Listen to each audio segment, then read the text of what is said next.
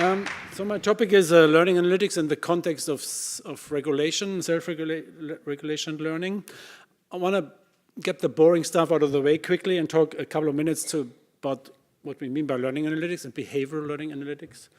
So I like this definition. It's also the one that comes up when you Google it, so it's from Wikipedia. And probably one of my colleagues who has insight in the field has written it. Learning analytics is the measurement, collection, analysis, and reporting of data about learners and their context for purposes of understanding and optimizing learning and the environment in which it occurs. I also highlighted understanding because for me as a researcher, I use learning analytics more for understanding learning and researching it rather than managing it.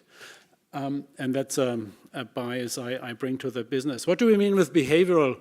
I think it's best introduced by sort of thinking of learning analytics coming in 3 levels.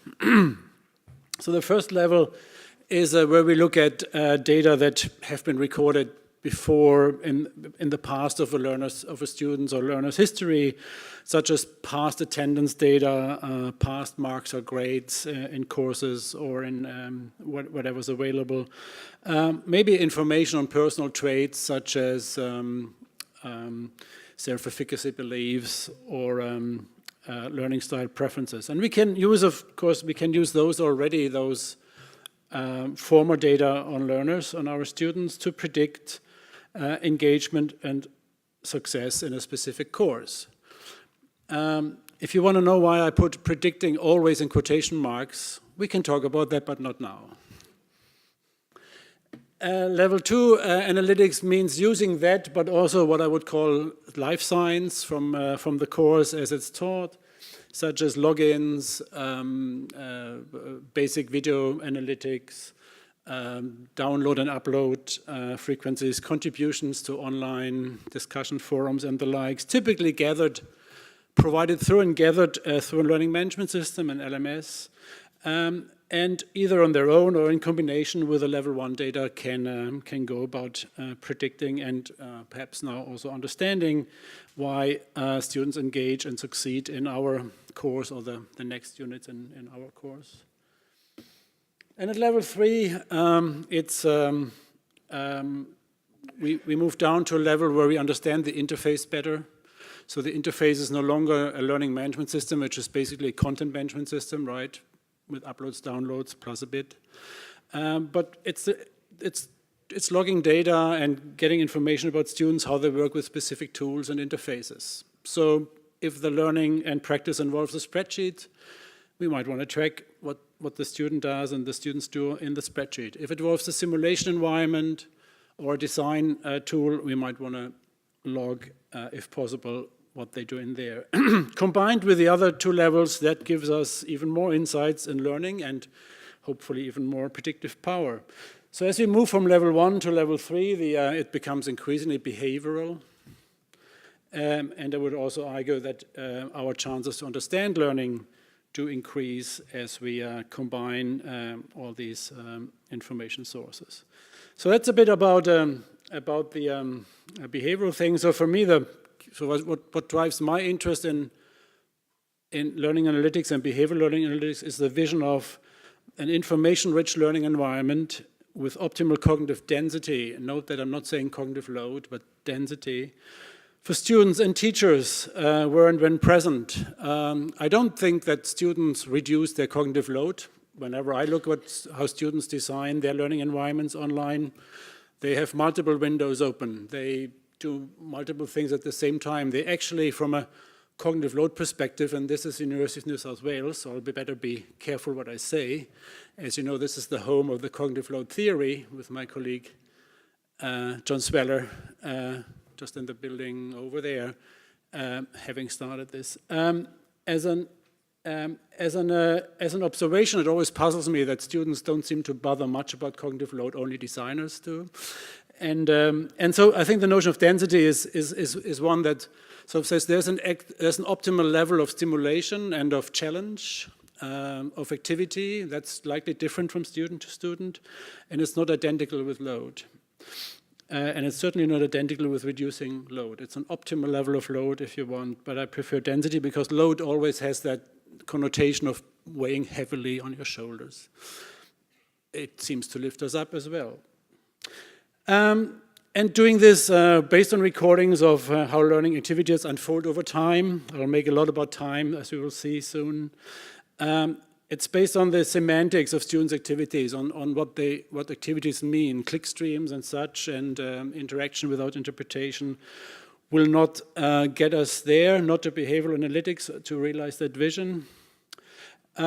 And it's guided, and this also comes to semantics, to meaning. It's guided by, or at least informed by, what we know about learning and work and cognition and motivation, etc., from research. That needs to help us to guide what we capture from learning and how we assess and interpret product and process. So here's what I want to sort of do next 45 minutes. There will be very little interactivity, I'm sorry, but I'll have 2 videos. I try to tick some boxes. I'll start a bit with self-regulation and learning at the individual level, because that's where how we typically think about self-regulated learning, right? It's the individual student motivating him or herself, planning his or her learning, etc. And then I'll show, for that case, how one can use methods from educational data mining that go by the name of process mining to analyze and visualize temporal characteristics of individual self-regulation to some extent. Having done that, and hopefully not bored you to tears with a quick introduction to process mining, I'll move to the level of regulation on the group level. Group learning, collaborative learning is in many situations highly recommended. Platforms such as OpenLearning are built around the notion of social learning, and that likely means learning in social configurations of various sizes. And regulation, of course, also plays a role on the group level. And it's increasingly a phenomenon studied in research. And I'll talk a little bit to that, and then again, time allowing, we'll show a bit from my own research how we use process mining to analyze and visualize temporal characteristics of regulation on the group level. Let me start with individual self-regulation and video number 1. Is the sound hooked up here? Well, we'll see.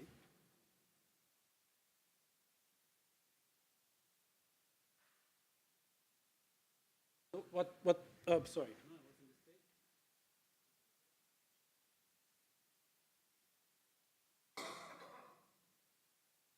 What the video will show is, I have it straight from YouTube, it shows a classroom and a kid with a hyperactivity syndrome in the classroom, and it tries to sort of show you what happened, how that kid perceives a normal activity in a lecture room or a high school classroom.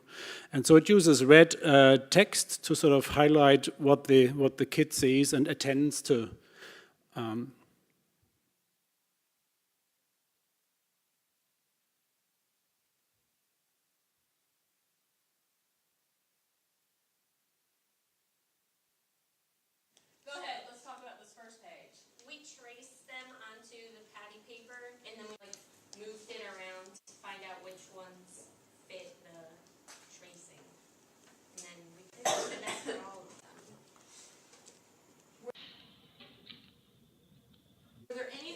Difficult than others. 2 was a little difficult, and 5 yeah, was kind of tricky. You gotta be sure not to flip the patty paper too. Right, just rotate, not to actually reflect it, because that would probably become a different image. And the levels have to match up into a triangle, so like the internal. If you were not given patty paper, how do you think you might have to do this? Would it be more difficult without the patty paper? So we kind of like. I guess you get the picture. It's an extreme case of self-regulation. It's attention management, and typical learners, certainly all of you who are successful in mostly academic careers, you probably never had to fight with attention deficit and hyperactivity. But kids in that stage have to manage a very basic level of that is necessary for learning, namely attention and perception, actually. And they are completely drawn in by all these other signals that are getting around. So I thought I'd use that to sort of bring home a bit what it means on a very basic level to manage, self-regulate oneself in an academic setting. It means attention management.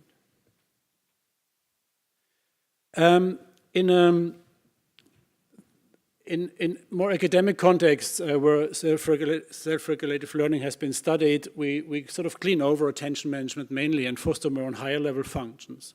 So the typical model for academic self-regulation has been suggested by Zimmerman quite some time ago, and it's one of those things that haven't changed much over time. So any basically resource, any research paper at least you these days read on self-regulation of learning will likely more or less reflect to these processes. So self-regulation involves forethought.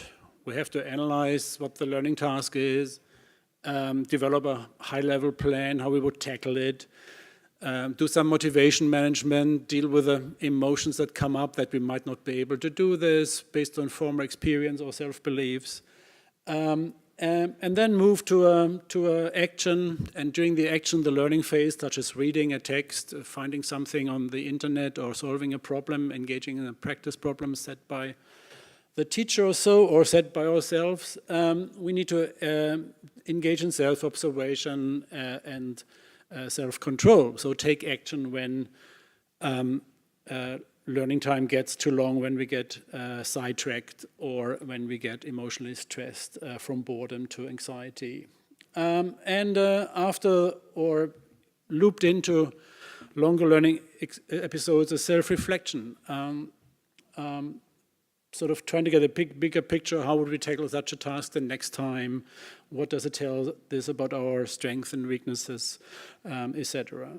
And so that's the typical cycle of self-regulation that we expect students to engage in, and certainly in higher education, basically require almost as a skill and competence set. So how does self-regulation matter, and does it matter to you? And to you, I basically address you as educators or educational designers, or designers of educational technology and entrepreneurs. Well, there are some findings, and I'm summarizing the research on a very high level, that would suggest that that self-regulation matters. There is the finding, repeated again and again, that scores on self-regulation scales do correlate with performance and achievement. So the more people scale high on scales that probe into, for instance, self-efficacy as a motivational disposition, and on planned learning as a cognitive disposition, as a cognitive skill, that tends to help with performance and achievement. Another finding is similarly that differences in behavior and self-regulation behavior, moving from scales and attitude measures and traits maybe to behavioral measures. Same picture, those students who engage more in self-regulative behavior also tend to do better on average in achievement scores and tests and performance and in grades, etc., at school and at university. Okay, so but why should you be interested in this phenomenon as an educator? Now, two more findings that I think should motivate you to be interested as an educator. One is that self-regulation can be learned and hence trained, and it's reactive. The extent of learning is sensitive to the quality and extent of instruction, as one would hope, but that's not a given. And secondly, not only can it be trained, it needs to be trained or developed, because self-regulation does by and large not develop spontaneously. Students, when left to their own devices, sort of, we have this phenomenon of satisficing. So after some quick learning in a new situation, we sort of we level out at the level that's fine to do the task in that situation, but there's a lot of growth space beyond the first leveling out level. And that is not reached with being challenged systematically and being supported in one's learning. So taken together, I think that answers the question why self-regulation matters in general, and why it should matter to those interested in fostering learning. I don't use a lot of quotes, etc., from research in this presentation. I find it always tedious to do and overloading. And there's also a good other excuse for that.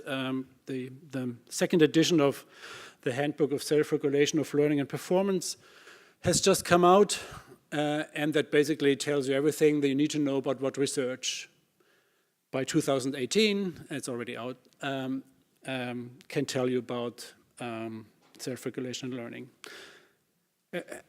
It also has a good chapter on self-regulation in computer-supported learning environments, but I'm so bad at self-promotion that I would really not point you to that.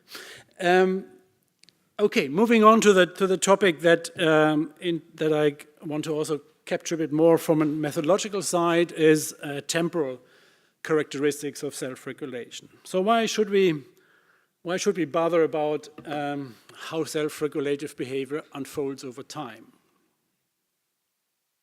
Well, one reason is obviously practical, right? When we have students learning self-regulatedly, that means we no longer can predict, me as the teachers or designers, or mentors, can no longer predict exactly, and often not even unexactly, when and where they will learn and what they will learn.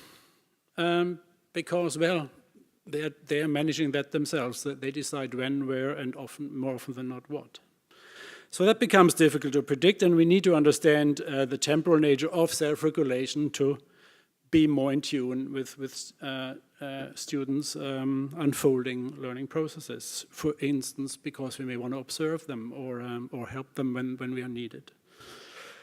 And the more research reason is that, despite all the research with scales and measuring aptitudes and dispositions, and all the research on behavioral measures of self-regulated learning, we know that just using those values like frequencies of certain helpful positive behaviors in that sense, or constructive behaviors, that does not completely help us to understand differences in learners' behavior over time and differences in success. So in addition to just the frequency, the extent of learning, self-regulation and learning, we need to understand more about its structure and the context in which it appears, but I will talk mainly about its temporal structure here. So typical questions we are raising and want to answer when we look at the temporal nature of self-regulated learning are questions such as these. In what sequences are students mobilizing self-regulating behavior? Are there patterns and regularities? Are there systematic differences between students and how they go about the temporal deployment of self-regulative behavior? And are these differences related to success measures? Right, so does it make a difference if they are more or less successful when they do the same thing at different times and in different combinations? So here, if you want, we're looking at styles. And thirdly, is the sequence of self-regulative behavior sensitive to differences in the environment and the learning situation? So do we find task sensitivity, situation sensitivities, variation, and is that variation responsive to the demands of the task? So again, is there a relation between being adaptive in this sense and success in learning? Now, I would argue questions such as these you can only answer when you look at temporal characteristics of self-regulation. So I want to move on to give you an example for how this is actually done, to study the temporal nature of self-regulative learning on the individual level and how it's done. Using some of my own work that I've done with colleagues over the year, this one is the study here together with my colleague Barnard and Sonnenberg from the University of Munich.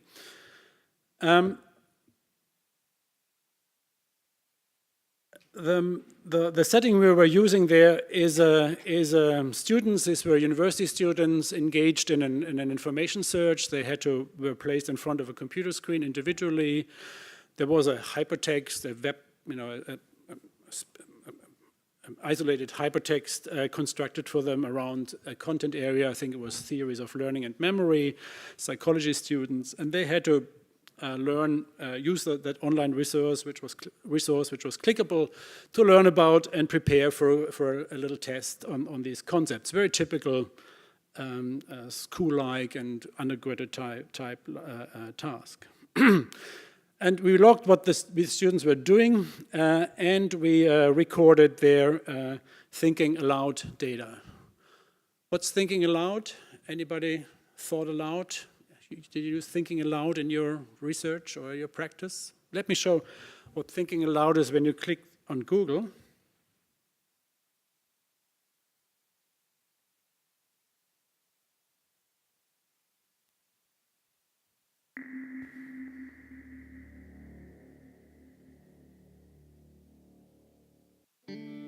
When your legs don't work like they used to before, and I can't sweep you off of your feet, will your mouth still remember the taste of my love? Will your eyes still smile from your cheeks? Darling, I will be loving you till we're 7. I tried really hard to find something on YouTube about showing a thinking aloud protocol. I combined it with end problem solving and design. It always came up with this song, which is a nice song. But it's not, we did something much more boring. We just asked the students, the kids, to speak out loud whatever came into their head while they were doing the task. And we recorded that.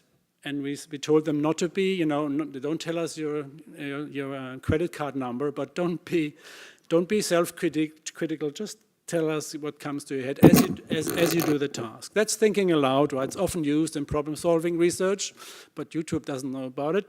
It's often used in HCI, human-computer interaction research, to find out how people, what problems they have with an interface, right? It's used in user experience design. But YouTube still thinks it's that beautiful video. There are actually 10 versions of that song. I can't show them all. We have to go on. We record these utterances and then with the interactions and log them, and then we analyze them by looking at them from the perspective of self-regulatory learning, right? So we use the Zimmermann model, and we use a coding scheme and content analysis scheme built on that just sort of looks at, from what the utterances are and what the behavior is, what's a search activity, what's a planning activity, what's an evaluation activity, what's self-monitoring activity. And for every instance, as we found in this recording of students' utterances and along that's synchronized with their interaction with the screen actions, we take note of that. And then it gets tallied into a frequency table, right? Very often done. And then what you find, surprise, surprise, is you find frequencies, and then you can do things such as what researchers do. They, for instance, look at, are there differences in the frequencies of these actions between successful and less successful learners, right? So we do an extreme group comparison. We group the very successful ones in one and the not so successful ones in the other. And we look for differences, and there are many differences here. You will note that in absolute terms, the successful learners do much more of these things on average, right? So if you just look column-wise. But also if you look across the columns, particularly then the relative frequencies, we see, sort of some quite drastic differences in these things. Such as monitoring is much more frequently done by the successful learners, surprise, surprise, and elaboration as well. So that's good news, but there's obviously more information in the data, and that has to do with a temporal characteristic. So what we also do is we look at transitions, right? That's our basic way of studying temporal structure, is to look at transition diagrams, to create transition diagrams. And thank God they're easy to read, so this thing not lasering anyway. If you look up there, the successful is on the left, the less successful students are on the right. And just look at the first two steps, right? We read these diagrams from top to bottom. So this is now an aggregation of transitions. And you see the analysis, so the successful learners, the most likely next step they will do after analysis, after looking at what's the question, they will go to monitoring. They will ask themselves, do I know the answer already, or to what extent do I not know it? Whereas the less successful learners on the right, they also start with analysis. That's almost needed because it's dictated by design, but then they start reading immediately, right? They jump right into action without forethought. Very typical, at least not visible to the same extent. This is all relative numbers, not to the same extent visible in the more successful students. And so you can go through these transition diagrams, and they're very easily interpreted. The numbers means, basically the likelihood of going, calculated by the relative frequency of going to the next stage or staying in the same state.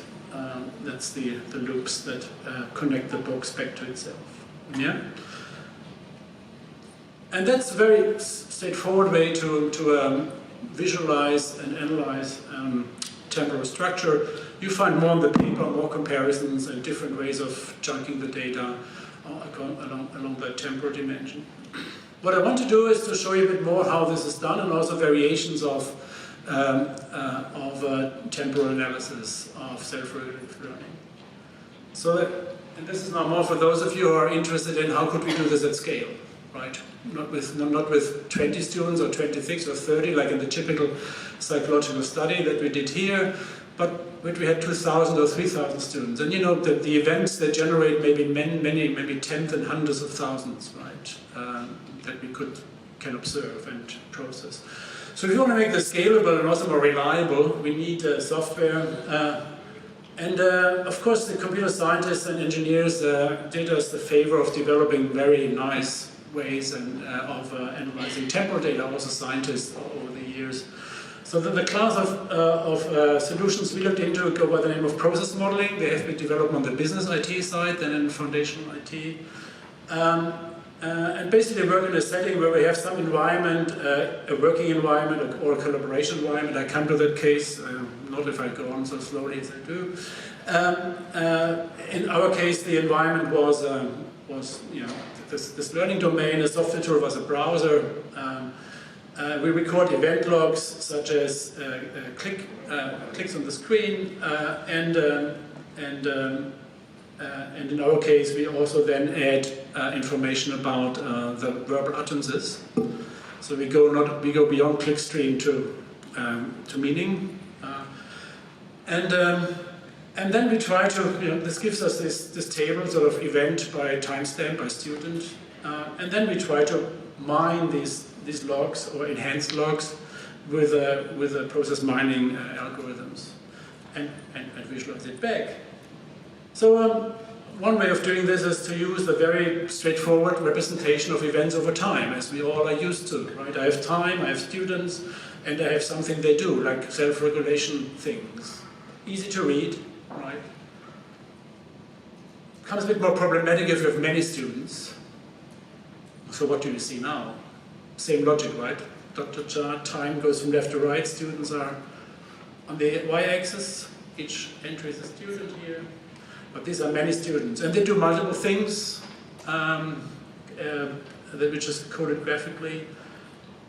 And other than saying, well, there obviously seem to be some students who start early with a task and some that start late, so this must be from a university course.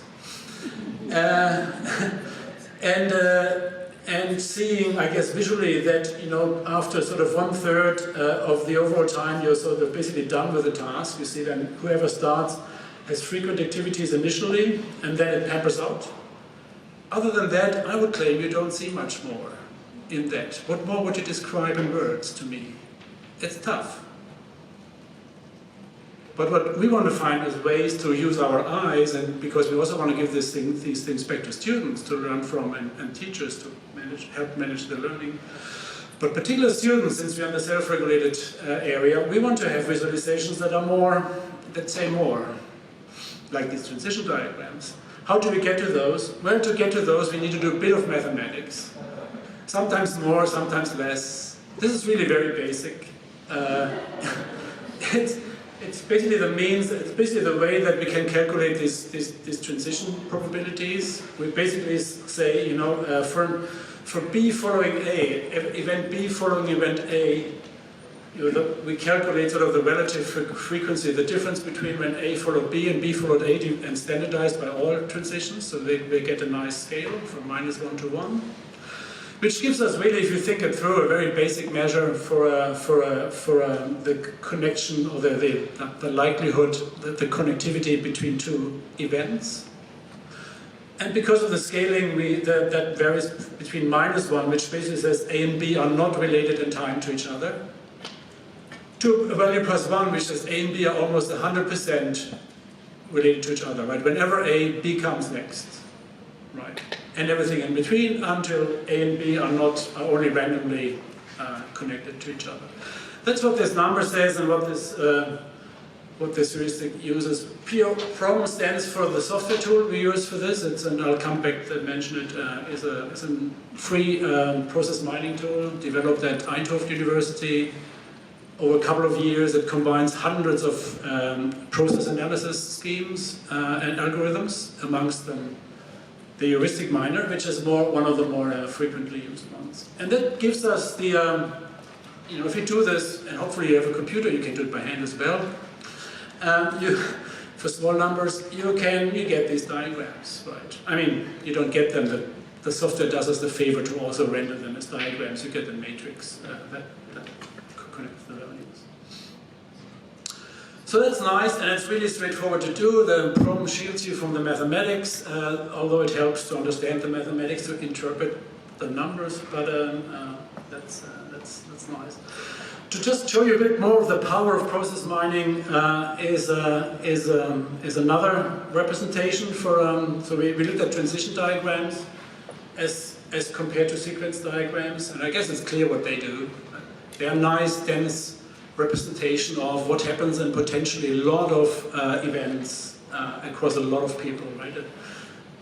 You don't get into the problem with transition diagrams that for every new student you have a new row, which means if you have 10,000 students, you really have a lot of rows.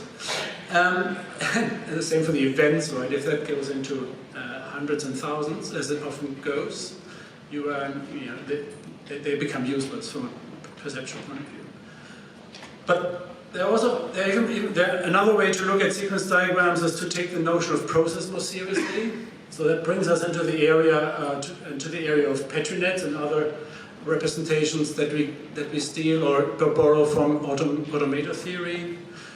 And Petri nets are basically very dense descriptions of formal descriptions of all possible event sequences that are commensurate with a specific process. And what a Petri net describes is one of the formalisms, a very well understood one, that can help you to describe a process densely. Like up here, this is a very simple process for self-regulated learning, right? It means a student or a learner starts with an analysis phase, as all our students did, or most of them.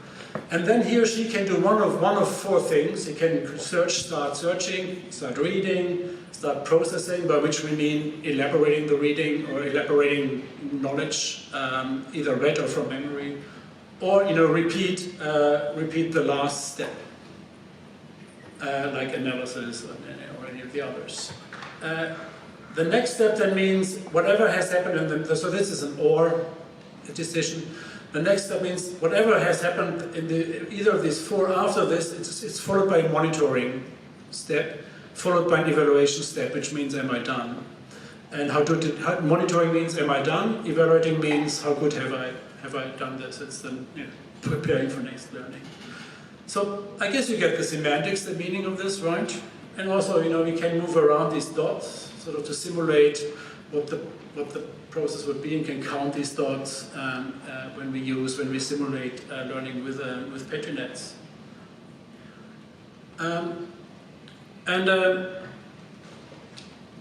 What this gives us is a very powerful tool to not only now describe learning sequences or regulation sequences, but also test hypotheses, right?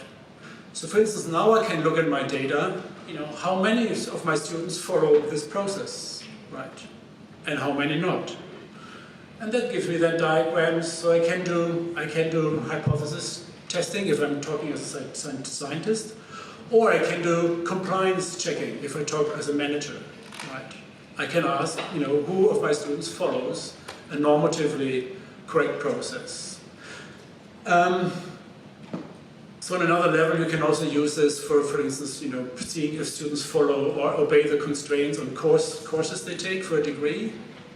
Because, like in Australian universities, the number of paths you can take to get to a degree are sort of mind-boggling. Not only speaking about my own program. So to do this, you need to formulate your model with some editor that allows you to do PetriNet modeling. Well, there are many, such as WOPET, which is the German joke about moped, which in case you wonder. So up there's the moped. Anyway, so what you then get is, you get this overlay. When you see these are my real students overlaid on that normative model, and you see they're all non-compliant, right? Which doesn't worry me so much because self-regulative learning is not about compliance so much. I'm more worried about the variations they show from what the theory suggests can be more or less productive, right? So I'm more looking at are these interesting deviations rather than are these, there's no law that says that's a bad thing to do. I want to find out which one are better and which one are worse. Anyway, the yellow ones are non-compliant steps, right? And you can get, again using PROM, you can get even more dense measures by overlaying the actual behavior on your PetriNet, and you see, none of the this is the successful students. None of the successful students did to 100% what my simple model says, right? You can do other things with this. You can calculate, how much, to what extent the less successful students overlay on the successful ones. So how much they resemble more successful ones. It's sort of similarity-based advice, and so forth and so forth. A really powerful tool, and very well understood regarding its mathematical and so forth formal properties. And just to end this, and this then basically also ends my little excursion into what you can do with in order to analyze use process mining to analyze self-regulation behavior. If you're interested in well, we can say, PetriNets are a very strong representation of process. They're deterministic models. Whenever even a single student does not obey the model, it will be flagged as is not in compliance with it, or the model doesn't account for that behavior. With humans, of course, we need to account for probabilistic behavior, for mistakes, for slips of the mind, for just doing something to experiment with, etc., etc. So it may be too strong a language and representation for many practical purposes. We can also use ways and process mining to not look for whole sequences, but just for connections between pieces, using basically a language for temporal patterns. So PROM, again, this tool that we use a lot for process mining, has another module that allows one to formulate temporal patterns which don't cover a whole process but just little segments. Such, you can say things that, always, something happens always between event A and event B. It becomes more clearer when we look at my examples. So you can ask questions against your data set, such as, if you look at the first one here, is monitoring any time within any distance followed by evaluation, right?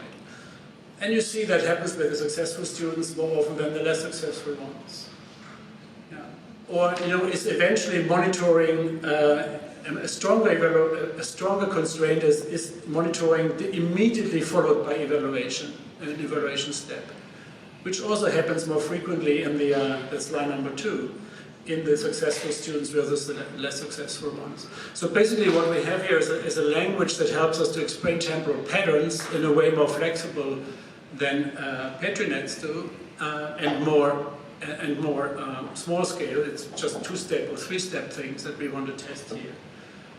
But it again gives us a very powerful window into the temporal structure of in this case, individual self-regulation behavior or any other event type behavior that we care to throw to the system. And obviously this becomes the more interesting, the more students you have. So this is more like an exercise for demonstration purposes with a very small number of students, which we understand very well, because we coded everything they did carefully. But of course you can do this with thousands of students and look for patterns of this kind or constraints. You can see them either way in that. Okay, I think I just want to sort of spend 5 minutes and then end with a socially shared regulation, because that's such an important topic. So we looked at self-regulation. The next level would be co-regulation, when we have pairs, people helping each other in pairs with regulation. For instance, one kid helping the other to stay focused, or help with the motivation, help each other with motivating each other, or dealing with mistakes and frustration, etc. That's called co-regulation. And on the one level up is then socially shared group regulation. That basically means that groups themselves engage in setting goals, formulating norms and expectations, monitoring their group behavior, their group processes, and deciding what to do with them, and importantly, how to learn from that. Right? Everything in groups is always much more difficult than in individuals, but from a research perspective, it's also easier to observe. So it has pros and cons from a research perspective. So just to remind you why self-regulation in teams is in groups, learning groups, working teams is such a complex thing, because groups face a number of tasks. They typically have to complete a group project. They need to fulfill members' needs, such as affiliation needs, and they need to maintain group integrity, meaning that they stay together and develop some sense of doing this together in a way that exploits the opportunities for groups. And so we can look at what a group does, what it has to coordinate and regulate as 6 networks. I follow sort of McGrath and others work on groups as complex systems. Highly recommend it by saying, well, what groups have to do, they have to connect, they have to manage a member network. That's the relation between people. They have to member a task network. That's the relation between tasks. How to sequence tasks, what to do when, who does it. Well, the who is actually is another network. It's a member task network, right? Assigning tasks to members. They have to manage a tool network, which builds on, if it's within just a tool network, the tools depend on each other. Such if I do video conferencing, I need to have the video conferencing tool, but I also need to have sound and audio working. So there are these things. But there's also a network between tasks and tools. Which tools are good for which task? If groups work self-regulated, they have to decide that. Do we do this on paper, pencil, face-to-face, whatever? And obviously there's a members tool network. So it's a complex economy of 6 networks that need to be managed and regulated. We studied, just want to give you one idea how we study this and then stop for a bit of discussion. We studied this amongst other situations amongst teams at uni, computer science students, year 4, who are engaging in a semester-long project where they are doing a capstone project. They work with an external client, at least an external challenge. They were supposed to learn about programming and to collaborate as an extreme programming team. Extreme programming is a variant of agile programming. We gave them a tool that is designed for agile program development, or can also be used for that. Track, in that case. Track consists of a wiki, so people can edit text, and any text is visible to everybody else in the team. Track comes with a little milestone tool, which is very nicely integrated into the wiki. It comes with a ticket system which can be used for issue bug tracking as well as task management in general.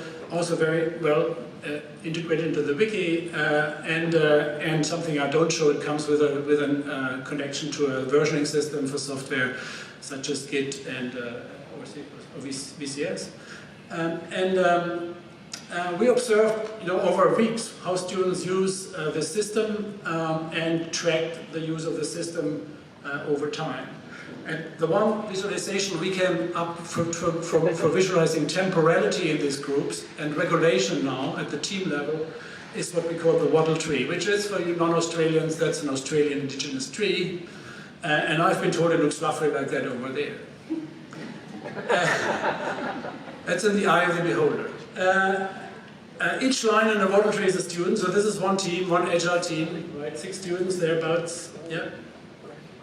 That's the beginning, it reads time-wise, we start there, and this is basically by day, or by meeting, I think it's by day. I can't read it myself anymore, it's the best I could do. The yellow things show wiki pages, writing or modification of wiki pages. The size of the dot shows how much has been changed. Yeah, relatively. These are the orange things are, or the darker things are submissions to the code repository. So somebody wrote actual code and submitted it. Again, the size corresponds to the character count of the code or line count.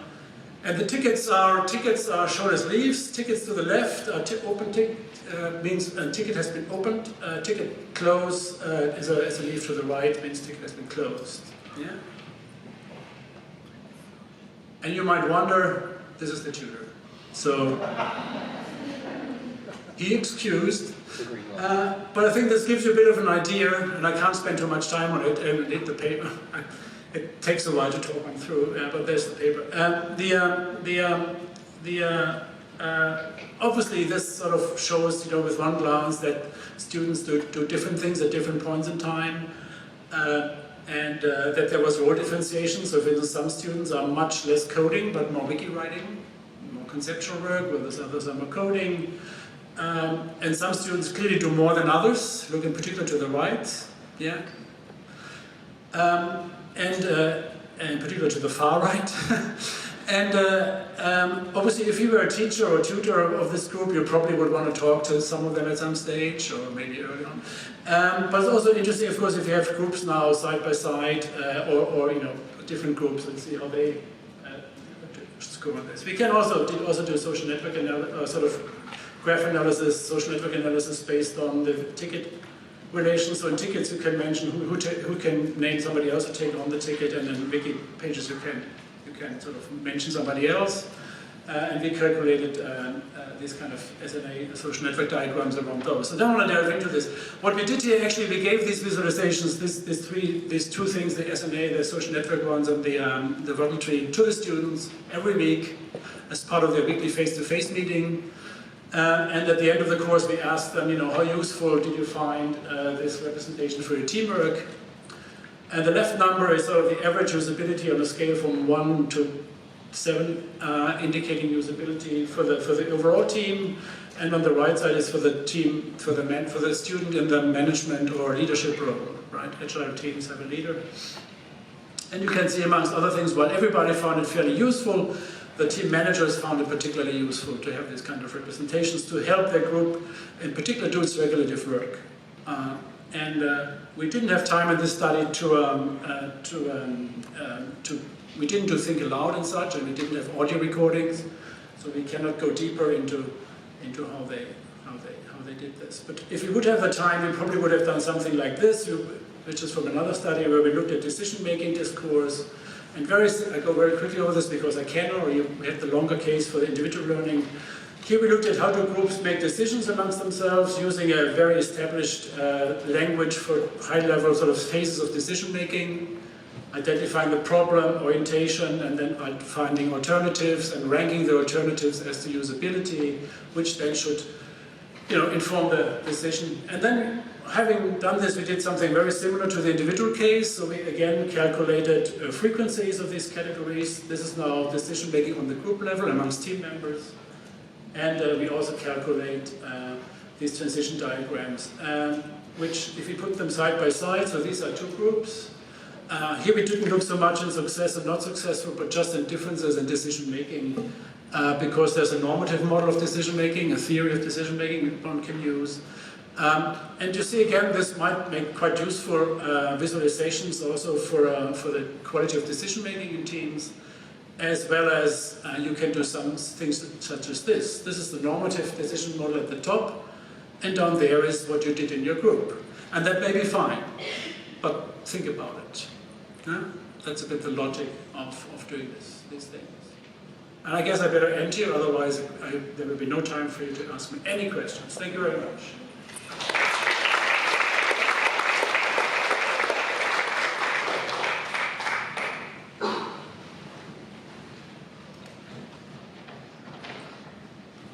Thank you very much, Peter, for that very insightful keynote.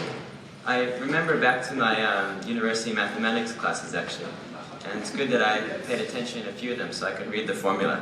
That's quite a bit, yeah. Yes, actually, I studied computer science, but I missed the theoretical part. So thank you very much. We have time for a number of questions, so who would like to go first? We have some microphones going around. Thank you.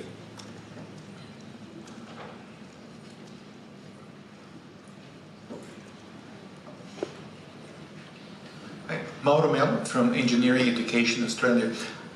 This is extremely interesting. Did you capture any behavioral characteristics? For example, I see in some of the classes that I taught, depending on the age, the decisions are very rash, sometimes very stupid. In other groups, decisions are much more mature. Do these models capture it? Because, for example, as a teacher, I may be teaching something expecting a high level of maturity.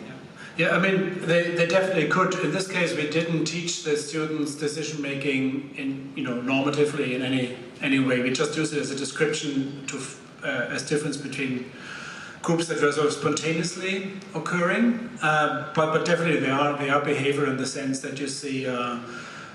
For instance, a faster move towards coming to a decision before all alternatives have been explored, or before at least some alternatives have been explored. Another typical mistake is to have alternatives identified, but then use only a non-further discussed subset for the final decision making. Right.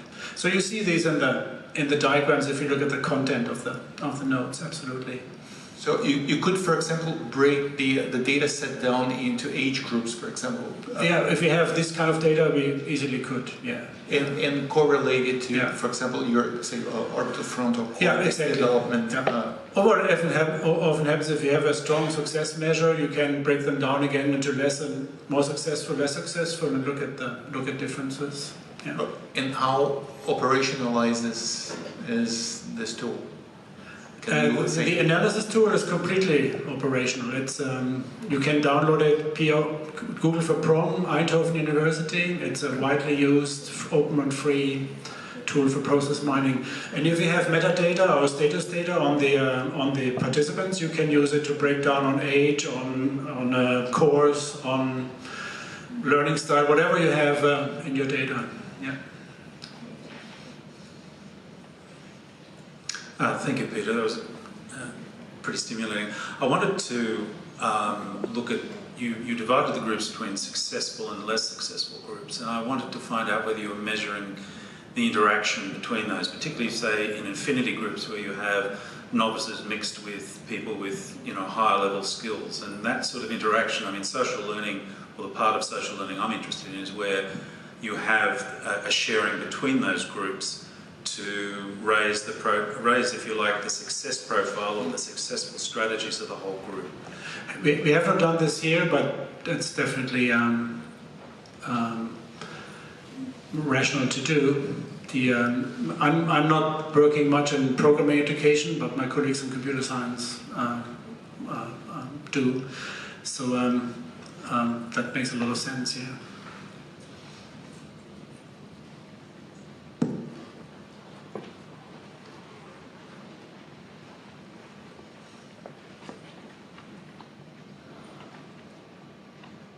Thank you.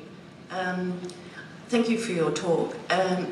Could you give some practical picture of what sort of things you could do with individuals to improve their self-regulation? So you did some mapping of that at an individual level. So yeah. Do you have any sense of strategies that you could use with people? I mean, in this situation, I mean, the immediate thing to do is, of course, to share it with the students, right? So that you use it as a source for reflection, particularly for the reflection phase. We have done this only for the study with we ourselves with a group with the groups, because there we developed the process visualizations along with the tools that the students used, right? So we have not followed much in terms of turning this into a full solution where you get data process visualizations back to students. Because that involves software writing, you have to connect the analysis tool with whatever the students use to make that happen. But an immediate practical recommendation is, and often practice, is to share it back with the ones who produced the diagram. In groups, what we work with, but that's not so much related directly to this, but it's more very practical, is that we try to encourage groups to define a role, which we call a group facilitator or peer facilitator, so somebody who helps the group do its work during a week or during a meeting. And that person is then not so much involved in the idea generation, etc., but helps, keeps an eye on time, helps with the process, makes sure that everybody participates, and tries to establish consensus. So it's those steps. There are, and certainly for the individual case, there are many programs that try to develop self-regulation skills in children and in adults of various kinds. From mindfulness training now, which is very big in the adult world, to in primary school attention training, and in particular also attending to motivational processes, such as attribution of success and failure in productive ways rather than in self-defeating ways. I haven't talked much about these other strategies, rather than looking at what one can do based on temporal nature of work. But there's certainly much one can do practically that builds on that.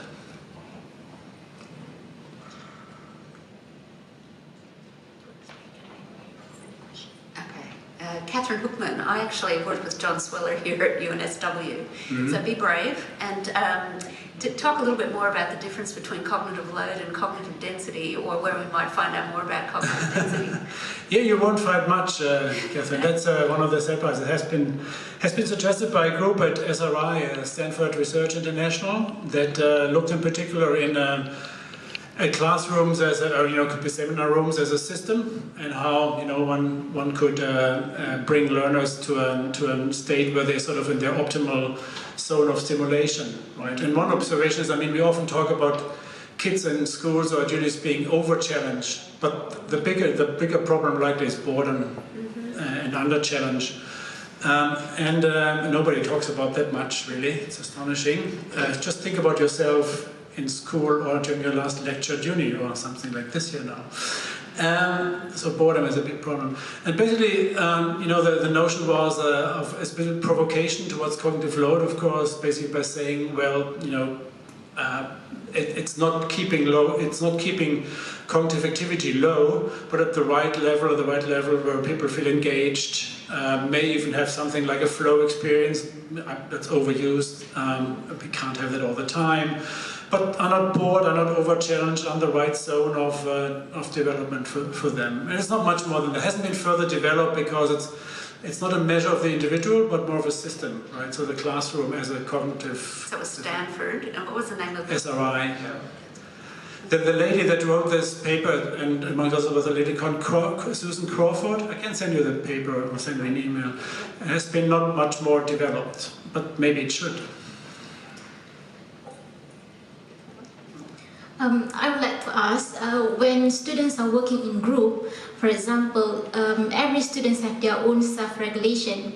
So when you investigate socially shared regulation in groups, so how do you clearly define or eliminate, for example, that my regulation is not the regulating activities that influence my group regulation. So how you analyze that, for example, from a group point of view, that regulation is shared. It's not a self-regulation being imposed to everybody else.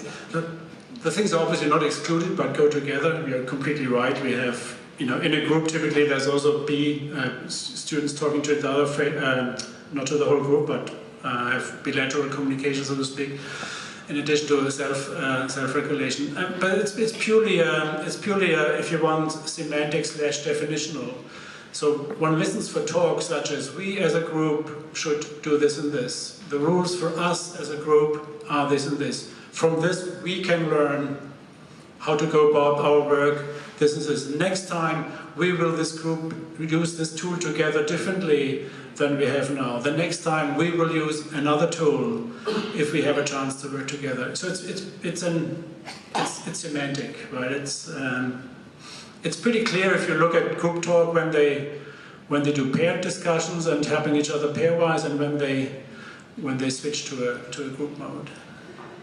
Yeah, because sometimes if we have a dominant person in the group, then that one person will be imposing their regulations. Yeah. Often groups outsource their control to maybe somebody else, like the dominant person. We are arguing that's not per se wrong, as long as that dominant person is maybe more a process leader rather than the idea or power leader. Right. One way to do self-regulation in a group is to outsource it. To the tutor, for instance. The students always try. Are we there yet?